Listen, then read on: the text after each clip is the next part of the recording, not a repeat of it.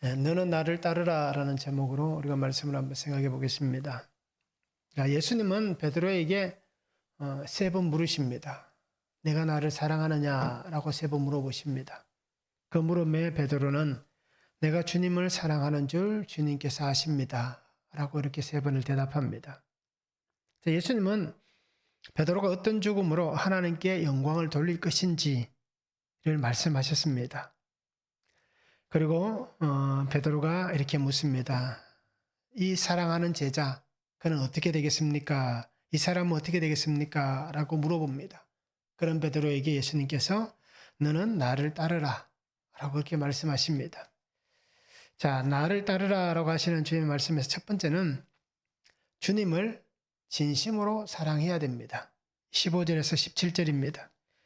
그들이 저밥 먹은 후에 예수께서 시몬 베드로에게 이르시되 요한의 아들 시몬아 내가 이 사람들보다 나를 더 사랑하느냐 하시니 이르되 주님 그러하나이다. 내가 주님을 사랑하는 줄 주님께서 아시나이다. 이르시되 내 양을 먹이라. 또 두 번째 이르시되 요한의 아들 시몬아 내가 나를 사랑하느냐 하시니 이르되 주님 그러하나이다. 내가 주님을 사랑하는 줄 주님께서 아시나이다. 내 양을 치라 하시고 세 번째 이르시되 요한의 아들 시몬아 내가 나를 사랑하느냐 하시니 주께서 세 번째 내가 나를 사랑하느냐 하심으로 베드로가 근심하여 이르되 주님 모든 것을 아시오매 내가 주님을 사랑하는 줄을 주님께서 아시나이다. 내 양을 먹이라 라고 말씀합니다. 자, 갈릴리는 예수님께서 제자들과 약속하셨던 장소입니다.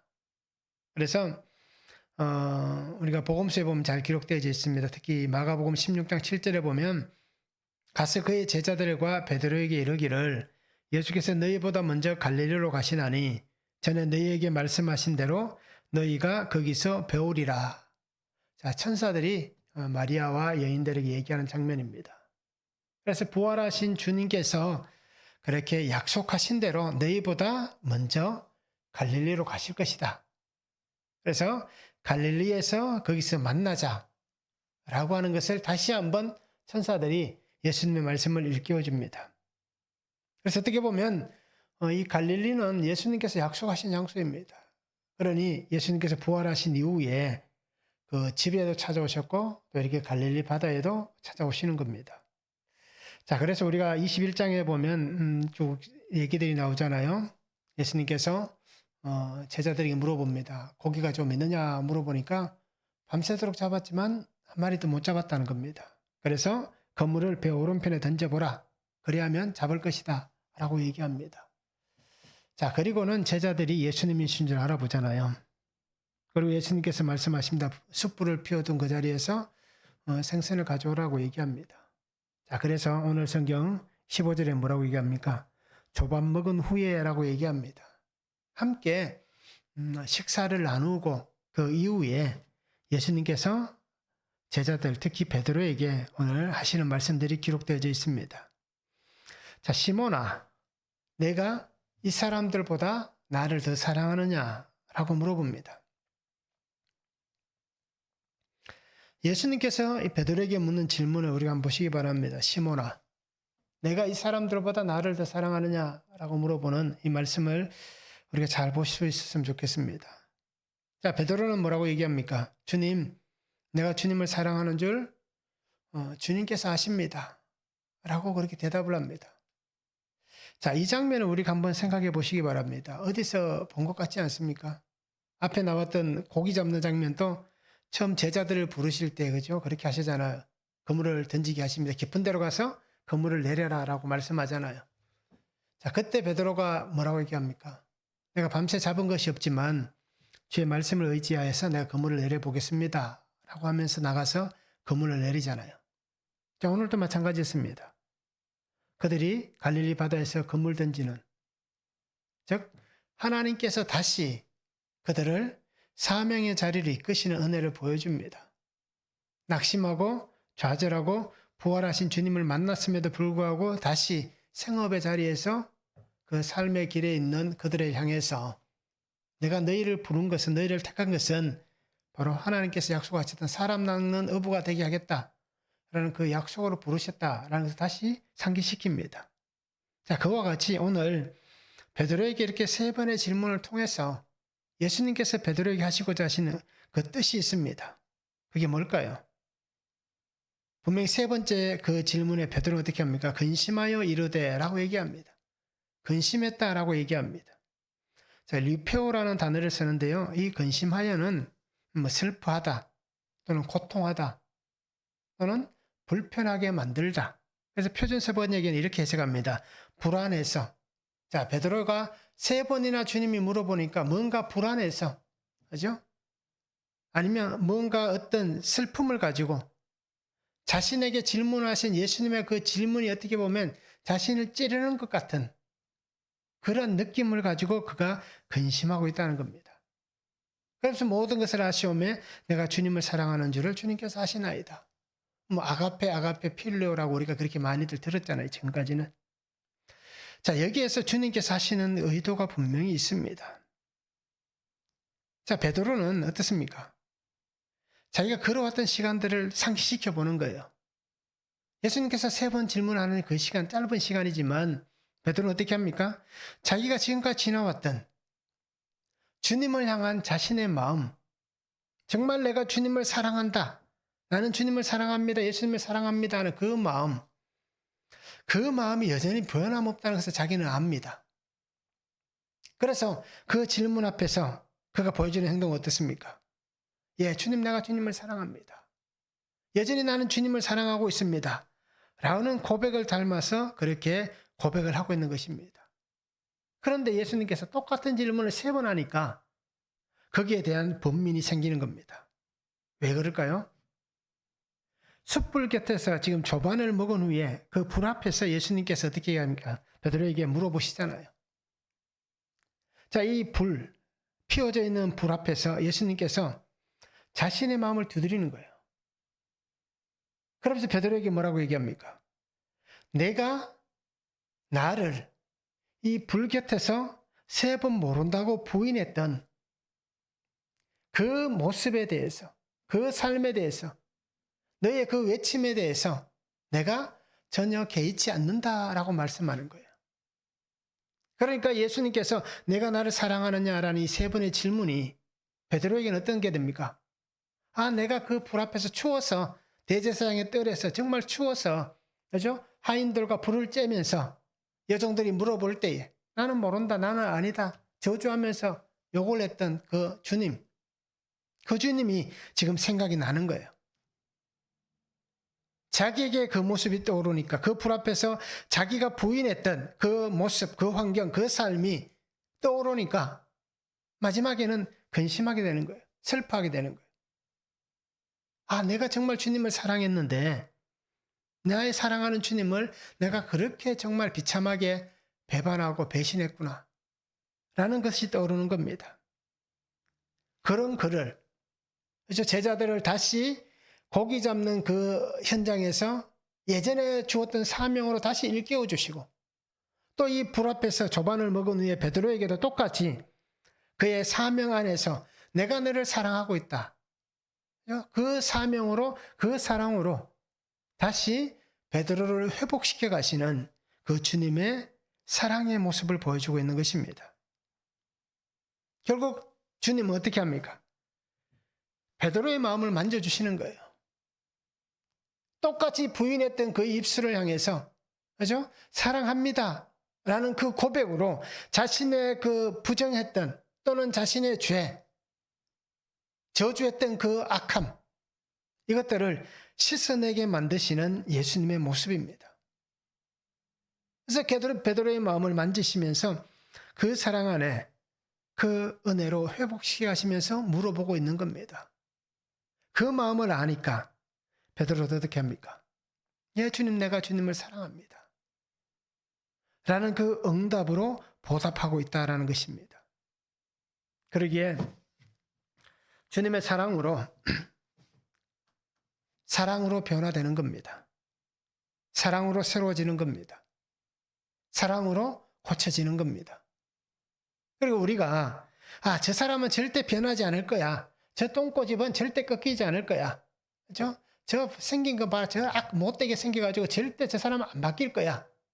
라고 하는 어떻게 보면 신앙적이지 않는 말을 하지 않기를 바랍니다. 왜요? 성경은 변화된다라고 얘기하잖아요. 새로워진다라고 얘기하잖아요.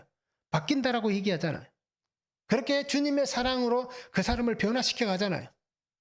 그러니까 또 오늘 우리에도 마찬가지로 나도 그렇게 주님이 내게 주신 이 사랑으로 내가 변화되어 가는 겁니다. 내게 허락하신 이 은혜 안에서 내가 새로워지는 겁니다. 그리고 우리도 이 사랑 안에서 정말 내가 주님을 진심으로 사랑하면서 이 사랑을 고백하고 또 나의 삶에 사랑함으로 한 사람 한 사람들을 만나고 그 사람들에게 사랑으로 대할 수 있는, 그러면 정말 바뀌지 않을 것 같은 그 사람도 바뀌어져 가는 겁니다. 복음을 전할 때에 우리가 가장 염려하는 게 뭡니까? 내가 복음을 전해도 이 사람이 받을까라는 거잖아요. 이 사람이 내가 전한 이 복음을 받을까라는 겁니다. 그런데 정말 내가 주님의 사랑을 가지고 사랑으로 다가가면 처음에는 안 될 수도 있어요. 그러나 시간이 흘러가다 보면 그죠? 그 사랑 안에 그 사람은 변화되어져서 하나님의 사랑 안에 나올 수 있는 겁니다. 이렇게 우리도 이 사랑 안에서 정말 내가 진심으로 주님을 사랑합니다 라는 이 고백이 오늘 나를 변화시켜가고 나를 새롭게 만들고 나를 정말 주님을 사랑하는 그 사랑함으로 하나님이 부르시는 그 자리에서 순종하는 그런 믿음의 삶을 살아가는 성도들이 되면 참 좋겠습니다. 한번 적용해 보시기 바랍니다. 나는 주님을 사랑합니다 라고 고백하고 있습니까?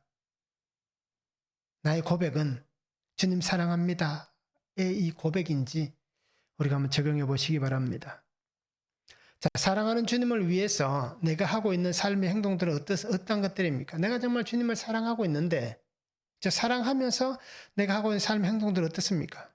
정말 사랑하는 사람의 모습으로 행동을 하고 있습니까? 한번 적용해 보시기 바랍니다. 베드로는 사랑한다라고 고백하고 나는 절대 주를 버리지 않겠다고 고백했음에도 불구하고 모른다라고 3번이나 저주하면서 부인했잖아요.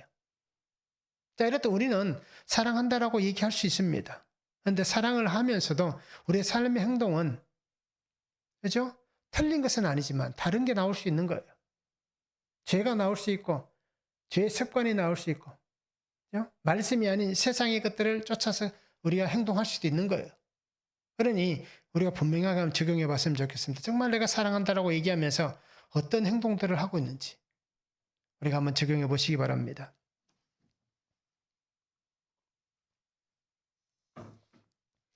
자, 두 번째는 내가 원하지 않는 곳도 주님과 함께 가야 됩니다. 18절에서 19절입니다.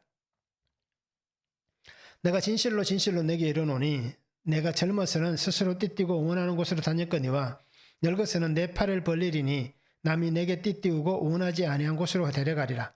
이 말씀을 하시면 베드로가 어떠한 죽음으로 하나님께 영광을 돌릴 것을 가리키심이로라. 이 말씀을 하시고 베드로에게 이르시되 나를 따르라 라고 말씀합니다. 자, 예수님은 베드로에게 어떻습니까? 오늘 18절과 19절의 말씀은 그겁니다. 지금까지 네가 살아왔던 삶과 앞으로 살아갈 삶은 다를 것이다 라고 얘기합니다. 어떻게 다를 것인지에 대해서는 주님이 말씀하시는 거예요. 자, 지금까지는 어떻게 살았다고 얘기합니까? 내가 원하는 곳으로 다녔다. 내 띠를 띠고 그 허리를 동였다는 얘기죠. 옷을 차려입고, 그죠? 어디 다닐 만한 충분한 어떤 그 환경을 만들고 난 다음에 지금까지 너는 네가 원하는 곳으로 다녔다. 그런데 앞으로는 어떻게 된다고 얘기합니까? 사람들이 내 팔을 벌릴 것이고 사람들이 내게 띠를 띄울 것이고 사람들이 너를 원하지 않은 곳으로 데려갈 것이다 라고 얘기합니다. 실제로 베드로가 그랬잖아요. 예수님을 만나기 이전의 삶은 어부의 삶이었습니다. 그 예수님을 만나고 어부가 아닌 이제 제자의 삶을 살아갑니다. 그리고 십자가 사건을 통해서 한번 베드로가 휘청했지만 다시 바르게 세워집니다. 그리고 그가 어떤 삶을 살아갑니까? 끝까지 복음을 위해서 살아가는 거예요. 그런데 마지막 그의 죽음은 어떻습니까? 오늘 예수님 말씀같이 두 팔을 벌리고 내 팔을 벌리고 그죠? 원하지 않는 곳에 데려가는 결국 십자가의 죽음을 당하는. 그래서 베드로가 한 얘기가 뭡니까? 주님이 가신 이 십자가를 내가 똑바로 갈 수 없으니까 나는 거꾸로 지고 가겠다라고 해서 베드로는 십자가를 거꾸로 지고 죽었다라는 전성이 있잖아요. 자, 이렇듯 그가 살아왔던 삶과 살아갈 삶, 믿음 안에서 분명히 다르게 될 것이다 라는 것을 오늘 말씀하시고 있습니다. 자, 베드로가 그의 사명을 받았잖아요. 그래서 그가 살아가는 사명 안에서 그의 삶의 시간은 오직 하나님을 기쁘시게 하는, 하나님께서 기뻐하시는 이 삶의 길을 걸어갈 것이다 라고 예수님께서 말씀하시는 거예요. 세상 사람들이 보면은 정말 초라해 보일 수 있고 바보 같아 보일 수 있고, 야, 어떻게 그렇게 힘든데, 그렇게 어려운데 왜 그 길 가냐 라고 얘기할 수 있을 거예요. 그러니까 세상 사람들과는 전혀 다른 그런 삶의 길인 거예요. 그런데 그 삶의 길이 어떻습니까? 좁고 협착한 길을 걸어가잖아요. 좁은 문을 지나가잖아요. 찾는 자가 적은 그 길을 걸어가니까 하나님께서 기뻐하시는 삶의 길을 베드로가 걸어가는 것입니다. 그러기에 하나님을 기쁘시게 하는 이 길을 걸어가다 보면, 삶의 길을 걸어가다 보면 그 시간에 어떤 일이 벌어집니까? 그 시간에 고통할 수도 있습니다. 아픔을 당할 수도 있습니다. 정말 힘겨운 시련의 시간들을 지나갈 수도 있습니다. 풍파를 만날 수도 있습니다. 우리가 알듯이 베드로가 죽은 그 죽음을 알지 않습니까? 그러니까 그 고난의 끝인 결국 십자가에서 죽는, 정말 비참하고 처참한, 사람들이 볼 때는 그런 고난의 끝판왕인 그런 십자가에서 죽는 삶이 되는 겁니다. 그런데 예수님이 뭐라고 얘기하셨습니까? 누가복음 9장 23절에 아무든지 나를 따라오려거든 자기를 부인하고 날마다 제 십자가를 지고 나를 따를 것이니라. 내가 원하는 곳이 아닌 주님께서 원하시는 길을 가려면 우리가 주님 앞에서 십자가를 지고 가야 되는 거예요. 예수님은 자신의 십자가, 구속의 십자가를 지고 가신 거예요. 그럼 나는 나의 십자가를 지고 가야 되는 거예요. 그것이 하나님 내게 맡기신 사명이란 겁니다. 그러니까 나도 내 십자가를 지고 그렇게 걸어가는 거예요. 결국 베드로도 그 십자가를 지고 갔지 않습니까? 그 십자가를 베드로는 끝까지 순종했다는 겁니다. 그러면서 주의 길을 걸어갔다는 겁니다. 내가 가고자 하는 곳이 아니라. 우리가 그 얘기 많이 들었잖아요. 베드로가 그 로마에 들어가던 그 상황에서, 그죠? 그 상황에서 힘들고 어려우니까, 복음을 전하다 어려우니까 그 성을 나와서 길을 떠나갈 때에, 돌아갈 때에 한 사람을 만납니다. 그 사람에게 묻습니다. 주님 어디로 가십니까?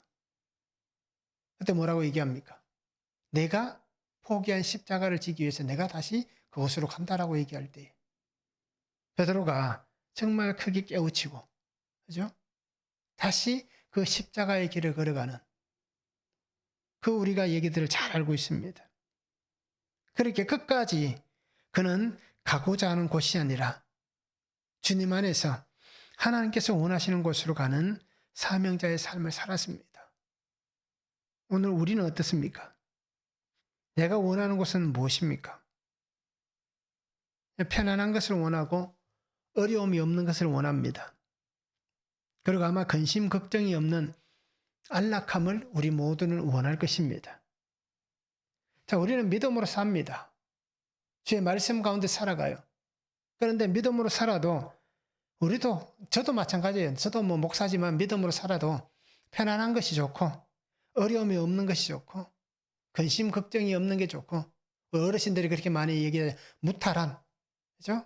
아무 일이 없는, 그러나 평범하고 어떻게 보면 정말 평온한 그런 삶을 원하고, 또 그죠? 넉넉한 삶을 원하고 건강한 삶을 원합니다. 이건 누구나 다 똑같아요. 믿음 있어도, 그죠? 누구나 다 똑같이 이런 것을 원합니다. 이렇게 사는 게 좋습니다. 또 그렇게 살려고들 노력합니다. 그러니까 세상에서 그렇게 발부둥치면서 살아가는 거 아닙니까? 그런데 그 삶이 정말 주님께서 내게 원하시는 삶일까라는 것을 우리가 깊이 있게 한번 고민해 봤으면 좋겠습니다. 내가 정말 이렇게 편하게 살고 안락하게 살고 다른 사람들보다 여유롭게 살고 그렇게 살도 문제는 없지만, 정말 그런데 내가 살아가는 이 삶이 정말 주님께서 나에게 원하시는 그 삶인가? 우리가 한번 깊이 있게 고민해 볼 수 있기를 원합니다. 사도행전 1장 8절에 말씀하잖아요. 성령이 너희에게 임하시면 너희가 권능을 받을 것이다라고 얘기합니다.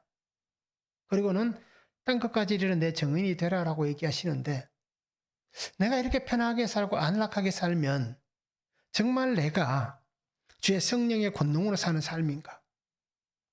아니면 정말 내가 이렇게 사는 게 내가 정말 증인으로서의 올바른 그 증인된 삶을, 사명을 잘 감당하고 있는가?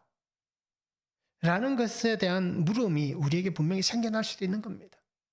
그렇다고 해서 정말 힘들고 어렵게 선교지 가서 그렇게 다 그렇게 살라고 얘기하는 것은 아니잖아요. 그러니까 우리의 삶에서 정말 주님이 내게 원하는 곳은 어느 곳인가? 내가 어떤 주의 마음을 알아야 될까? 그래서 내가 정말 주님을 따라가는 그 삶을 살기 위해서 내가 어떻게 살아가야 할까라는 고민은 우리가 항상 가지고 그렇게 살았으면 좋겠습니다. 그래서 하나님께서 내게 원하시는 곳을 내가 알고 찾았다면, 이제 말씀 안에서 우리가 그것을 찾는다면 끝까지 멈추지 않고 말씀만 붙잡고 주님과 함께 그 길을 가시기 바랍니다. 누구를 위해서요? 나를 위해서가 아니라 하나님을 위해서. 우리가 사는 신앙이 그거잖아요. 주님을 위해서 우리는 살잖아요. 그러니까 우리가 주의 나라를 위해서 믿음으로 그 길을 잘 순종하며 갈 수 있었으면 좋겠습니다. 한번 적용해 보시기 바랍니다. 나의 삶은 내가 원하는 삶입니까? 주님이 원하는 삶입니까? 아니, 다르게 얘기한다면 지금까지 내가 살아왔는데 나는 내가 원하는 삶을 살아왔는가? 주님이 원하시는 삶을 살아왔는가? 아니면 앞으로도 나에게 시간이 남아있잖아요. 이 남아있는 시간 동안 내가 살아갈 텐데 나는 나를 위해서 살 것인가? 주님을 위해서 살 것인가? 우리 이것을 한번 지금 현재를 놓고 과거, 미래까지 다 해서 한번 적용해 보시면 좋겠습니다. 나에게 지우신 십자가는 무엇입니까? 주님이 내게 어떤 십자가를 지었습니까? 베드로에게는 복음을 전하는 사도의 사명을 십자가를 지우셨잖아요.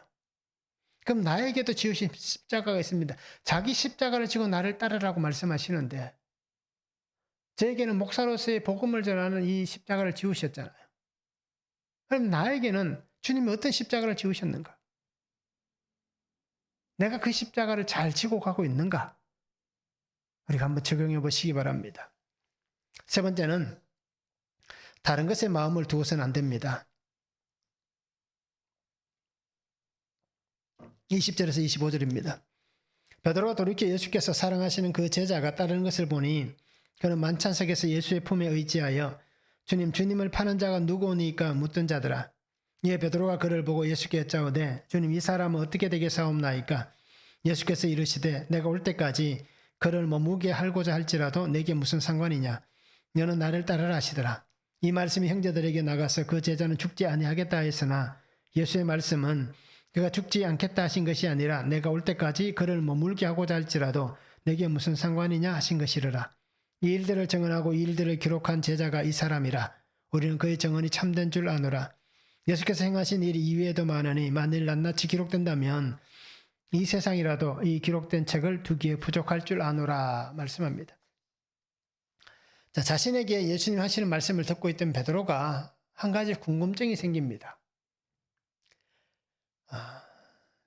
사랑하시는 제자, 요한이잖아요. 이 요한은 어떻게 될까? 하는 궁금증이 생긴 거예요. 그래서 예수님에게 묻습니다. 예수님, 이 사랑하는 제자 이 요한은 어떻게 되겠습니까? 물어봅니다. 그러니까 예수님께서 하신 말씀이 뭡니까? 그게 너와 무슨 상관이냐? 한마디로 하면 그렇잖아요. 너하고 상관이 없지 않느냐? 라고 답변을 하십니다. 이 얘기는 어떤 얘기입니까? 내가 지고 가는 사명과 그죠? 그가 지고 가는 사명은 다른 것이다라는 겁니다. 우리가 오해하는 게 그겁니다. 하나님이 성도인 우리에게 주신 것은 다 똑같다고 생각하는 거예요. 그러니까 저 사람과 나를 늘 비교하는 거예요. 그런데 뭘까요? 다른 겁니다. 사람마다 다 사명이 다른 거예요. 내가 져야 될 십자가가 다른 거예요. 너가 그를 대신할 수 없고 그가 너를 대신할 수 없다라는 겁니다. 자, 이랬던 베드로의 궁금증이 우리에게도 똑같이 있는 거예요. 그죠? 나는 이렇게 살고 있는데 저 사람은 어떻게 살까? 나는 이렇게 나의 길을, 신앙의 길, 사명의 길을 걸어가고 있는데 저 사람은 신앙의 길과 사명의 길을 어떻게 걸어갈까? 우리는 직분을 받는, 교회는 직분이 있으니까 직분을 받다 보니까 어떻게 얘기합니까? 늘 비교하잖아요. 주는 나보다 보니까 못한 것 같은데, 신앙도 나보다 못한 것 같은데, 나보다 직분이 이 계급이 아니지만, 우리가 늘 그렇게 말들을 하기 때문에, 나보다 더 직분이 좋은 거예요, 교회에서. 그러니까 이 베드로와 똑같은 마음이 있는 거예요. 그렇게 예수님의 품에 안겨 있던 사람, 예수님과 가까이 있던 그 사람, 나는 이렇게 될 것이다 라고 예수님께서 고난의 길, 십자가의 길, 정말 힘들게 이 길을 갈 것이다. 그죠? 십자가를 거꾸로 지고 갈 것이다. 라고 하는데 저 사람은 어떻게 될까? 라는 궁금증이 일어나는 겁니다. 왜 궁금할까요? 무엇이 중요할까요? 우리가 베드로같이 다른 것에 마음을 두지 않기를 바랍니다. 다른 것에 마음을 빼앗기지 않기 바랍니다. 다른 것과 비교하지 않기를 바랍니다. 하나님께서 나에게 원하시는 하나님의 그 뜻, 하나님의 그 말씀, 하나님이 내게 주신 사명, 그것만 바라보시기 바랍니다. 그것만 의지하기 바랍니다. 그것만 붙잡고 순종하시기 바랍니다. 오늘 우리에게 있는 것 중에서 비교하는 것은 어떤 것들일까요? 결국 비교하다 보면 그 비교함을 통해서 내가 넘어지는 거예요. 내가 시험에 빠지는 거예요. 결국 그 비교하는 것 때문에 내가 실패하는 거예요. 이렇게 말씀드리지만 아마 목사들도 가장 많이 비교할 거예요. 교회를 비교하고, 교회 크기를 비교하고. 그죠? 아마 목사들만큼 교회 크기를 비교하는 사람이 아마 많잖다는 아니라 아마 가장 많을 거예요. 목사들이 교회를 가장 많이 비교할 거예요. 크기를. 그러니까 비교하다 보면 결국 자기 혼자 자존감이 떨어지는 거예요. 결국 그러니까 스스로가 시험에 빠지고 무너지게 되고 결국 혼자 주저앉아 좌절하게 되는 겁니다. 그러게 나를 넘어지게 하는 그 비교의식, 그죠? 그런 것에 우리가 넘어지지 않기를 바랍니다. 말씀드렸듯이 2달란트 받은 사람 2달란트입니다. 5달란트 받은 사람 5달란트예요. 1달란트는 1달란트입니다. 다 다른 거예요. 각기 다른 거예요. 사명은 다른 것이에요. 너의 사명이 더 좋고 내 사명이 나쁜 게 아니에요. 그 사명들은 다 각기 다른 사명일 뿐인 거예요. 더 좋고 더 큰 것은 없다라는 겁니다. 그리고 우리가 정말 이 말씀을 기억하면 우리가 아마 다른 것에 마음을 두지 않을 겁니다. 바울이 한 얘기가 있잖아요. 고린도전서 3장 6절과 8절에 보면 나는 심었고 아볼로는 물을 주었으되 오직 하나님께서 자라나게 하셨나니 심는 이와 물 주는 이는 한 가지이나 각각 자기가 일한 대로 자기의 상을 받으리라. 고린도 교회에 일어난 얘기잖아요. 나는 바울파다, 나는 게바파다, 그죠? 나는 그리스도파다, 나는 아볼로파다. 그렇게 막 사람들이 이렇게 나누어지는 거예요. 그 모습을 보고 안타까운 이 바울이 그렇게 얘기하잖아요. 나는 그곳에 가서 복음을 심었다. 아볼로는 여러분들을 양육했다. 물을 주었다는 거예요. 그런데 자라게 하신 이는 아볼로도 아니고 나도 아니고 오직 하나님께서, 예수님께서 자라나게 하셨다라고 얘기하는 겁니다. 결국 우리는 각각 받은 사명이, 나는 심는 자의 사명을 받았고 그는 물 주는 자의 사명을 받았고 나는 가꾸는 자의 사명을 받았고, 그죠? 나는 햇빛을 막는 사명자의 사명을 받았고, 그 여러 가지가 있잖아요. 그런데 각각 자기가 일한 대로 상을 받을 뿐이다 라고 얘기하는 겁니다. 그러니까 오늘 우리가 이 말씀을 통해서 정말 우리가 나에게 주신 이 사명, 너는 나를 따르라 라고 하신 이 말씀 앞에서 다른 것에 마음을 빼앗기지 않기를 바랍니다. 예수님께서 나에게 말씀하시는 대로 정말 신실하게 이렇게 말씀만 붙잡고 가는 삶이 되면 참 좋겠습니다. 적용해 보시기 바랍니다. 나의 사명과 다른 사람의 사명을 비교하고 있지는 않습니까? 어떻습니까? 우리는 비교 참 많이 하잖아요. 뭐 어릴 때부터 비교하잖아요. 성적 비교, 외모 비교, 그죠? 또 뭐 재능 비교, 또 뭐 커가면서 또 환경 비교, 수도 없이 많은 모든 걸 다 비교합니다. 자, 우리는 그렇게 살고 있습니다.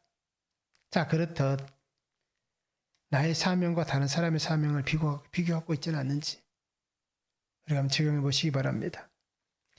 사명으로 사는 삶에 나의 마음을 빼앗아가는 것은 무엇이 있습니까? 왜 내가 마음을 빼앗깁니까? 그죠? 믿음을 잃어버릴 때도 있고, 때로는 좌절할 때도 있고, 낙심할 때도 있고, 하는 이유가 뭡니까? 그죠? 무엇 때문에 그렇게 됩니까? 그것이 나의 마음을 빼앗아가는 거예요. 무엇 때문에 그렇게 되는지 우리가 한번 적용해 보시기 바랍니다. 예수님의 회복하시는 이 사랑과 은혜의 삶을 베드로가 받았듯이 오늘 우리도 이 은혜 안에 살아가는 삶이 되면 좋겠습니다. 그리고 내가 가는 이 길이 내가 원하는 길이 아니라 하나님께서 나에게 원하시는 이 길이 되시기 바랍니다. 그래서 하나님께서 원하시는 곳으로 나를 데려가시는 그 은혜 안에 살아가는 성도들의 삶이 될 수 있기를 원합니다. 그래서 날마다 말씀을 붙잡고 십자가를 길러 놓고 그렇게 순종하며 갈 수 있으면 참 좋겠습니다. 우리 함께 찬양합니다.